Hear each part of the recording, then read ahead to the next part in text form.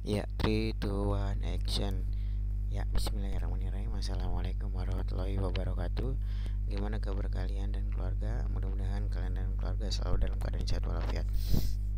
Oke, alhamdulillah kita bisa bertemu lagi di PJJ Sosiologi hari ini, pertemuan kedua ya. Eh, Hari ini agendanya kita akan bahas materi. Kalau kemarin kita cuman perkenalan aja, kemudian rencana pembelajaran selama satu semester, materinya apa aja. Sekarang kita udah masuk materi. Oke, jangan lupa tetap jaga kesehatan. eh, Berdoa sama-sama mudah-mudahan pandeminya cepat berakhir ya. Oke, baiklah anak-anak, mohon diperhatikan secara seksama ya presentasi ini, karena kita di masa sulit. Kalau kalian lengah, kalian nyantai aja ya nggak akan dapat apa-apa. Tapi kalau kalian berusaha keras, pasti akan dapat ilmunya, dapat materinya. Oke, itu ya. Budayakan literasi dengan baik. Jika ada yang belum paham, bisa mencari sumber lain dari buku atau internet. Dan juga bisa bertanya dengan guru, tentunya dengan mengedepankan etika. Oke, baiklah anak-anak, sebelum kita mulai semua, mudah-mudahan pembelajaran kita hari ini berikan kemudahan, keberkahan. Yuk sama-sama kita awali dengan baca basmalah. Bismillahirrahmanirrahim. Oke, bab 1 ada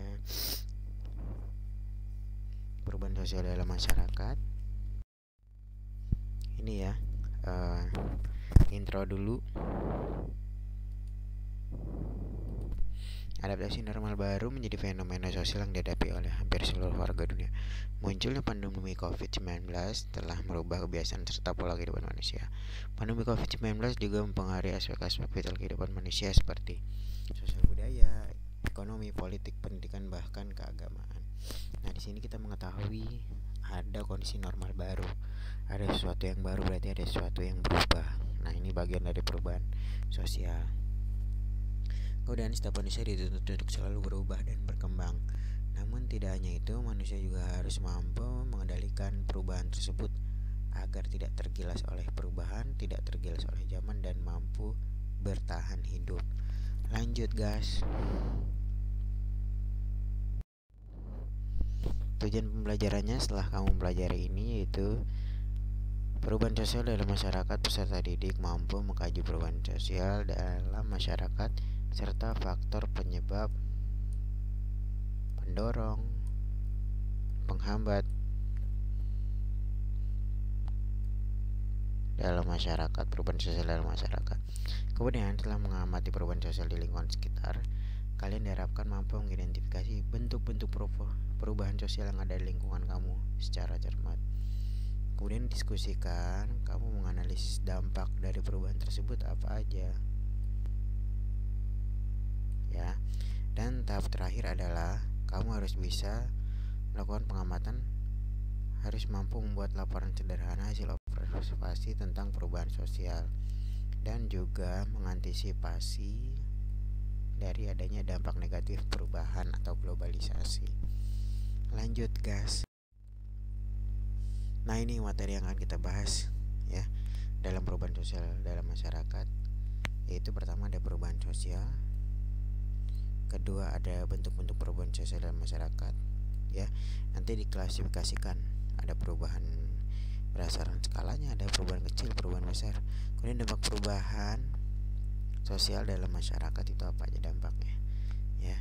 Lanjut. Nah, ini materi selanjutnya perubahan sosial. Yang akan kita bahas pertama adalah masyarakat dan perubahan sosial, kedua faktor perubahan sosial, penyebabnya apa aja, faktor pendorongnya apa aja, kemudian faktor yang menghambat apa aja, kemudian agen perubahan itu dari mana sih salurannya, kemudian teori perubahan sosial ya. Nah, ini penting ya. Nah, untuk pertama yang akan kita bahas adalah ini ya, masyarakat dan perubahan, faktor penyebab perubahan, faktor pendorong, dan juga penghambat. Penting juga kalian ketahui nanti sejarah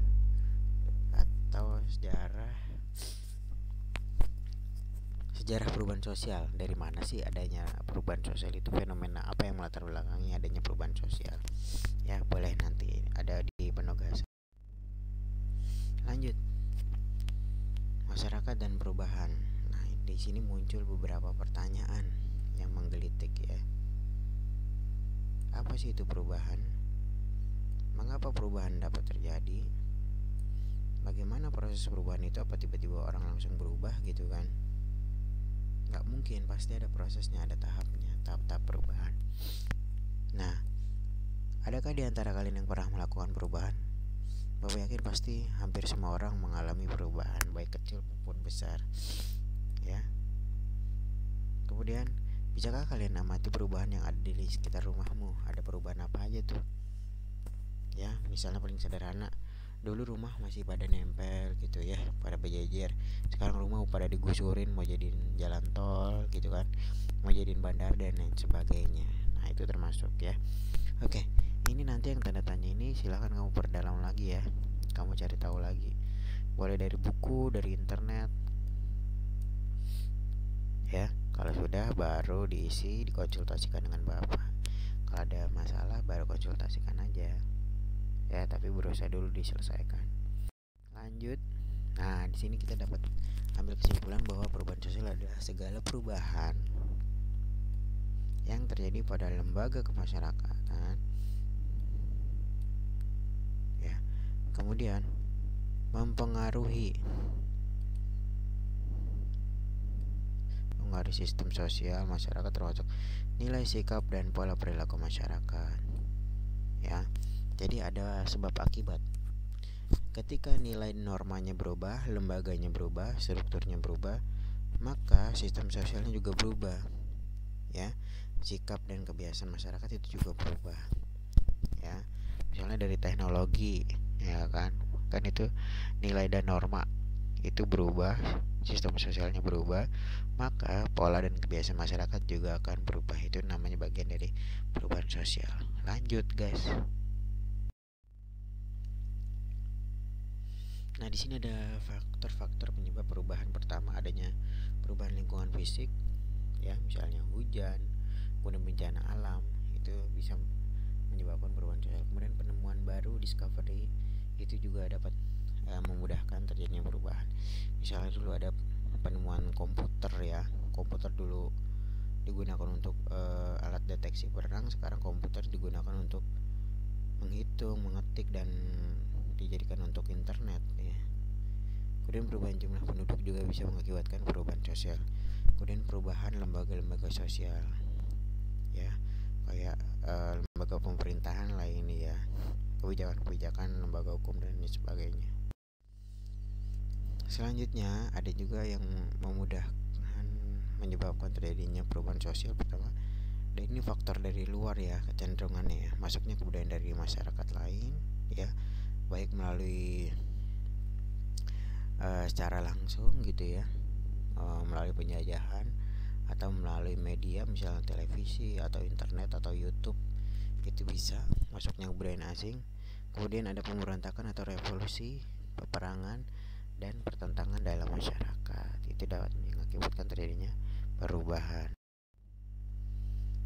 Selanjutnya, faktor-faktor yang mendorong terjadinya perubahan. Pertama adalah sikap mudah menerima hal-hal baru atau bahasa kerennya open minded ya.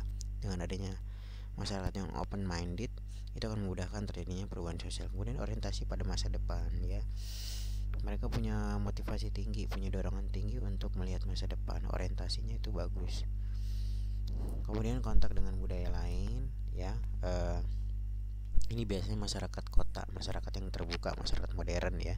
Jadi menerima semua budaya yang masuk ke wilayahnya dia atau ke negaranya dia. Nah, itu kontak dengan budaya. Kalau mereka yang tertutup itu sangat sulit untuk melakukan perubahan. Kemudian apresiasi yang tinggi atau menghargai karya orang lain, dan juga majunya sistem pendidikan.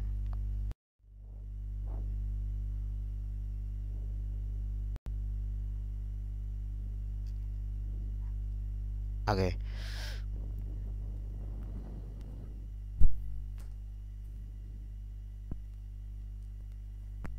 Nah, ini mohon maaf, ini masih faktor-faktor yang mendorong terjadinya perubahan sosial. Penduduknya heterogen atau terdiri dari berbagai karakter ya, berbagai suku, berbagai agama. Dengan adanya masyarakat yang heterogen, itu akan memudahkan mereka untuk saling mengenal, saling belajar ya. Kemudian orientasi masa depan tadi udah, kemudian keinginan manusia untuk memperbaiki hidupnya. Ya, logikanya pada dasarnya manusia itu nggak ada yang mau stuck atau stay di posisi itu aja, pasti mereka ingin untuk merubah kehidupannya ya. Kemudian toleransi terhadap kurikulum menyimpang, ini yang tadi Bawa bilang open minded, jadi nggak terlalu diambil pusing. Rasa toleransi itu yang terlalu tinggi, tapi tetap harus ada batasannya. Kemudian sistem stratifikasi sosial yang terbuka ya, contohnya kayak masyarakat kota dan masyarakat modern. Ini tadi nggak jadi diralat ya, ini tetap namanya faktor pendorong. Selanjutnya, oke, cukup sekian pertemuan kita. Sampai di situ dulu. Mudah-mudahan apa yang kita pelajari hari ini dapat bermanfaat. Amin ya rabbal alamin. Jangan lupa untuk tetap jaga kesehatan, olahraga yang cukup, bila terpaksa keluar jangan lupa pakai masker dan juga jaga jarak, rajin mencuci tangan ya. Oke, belajar di rumah, kalau masih kurang silahkan diulangi lagi materinya sampai kamu paham. Terima kasih, mudah-mudahan apa yang kita pelajari bermanfaat. Yuk, mari kita akhiri dengan baca hamdalah. Alhamdulillahirabbil alamin. Oke, terima kasih. Wassalamualaikum warahmatullahi wabarakatuh.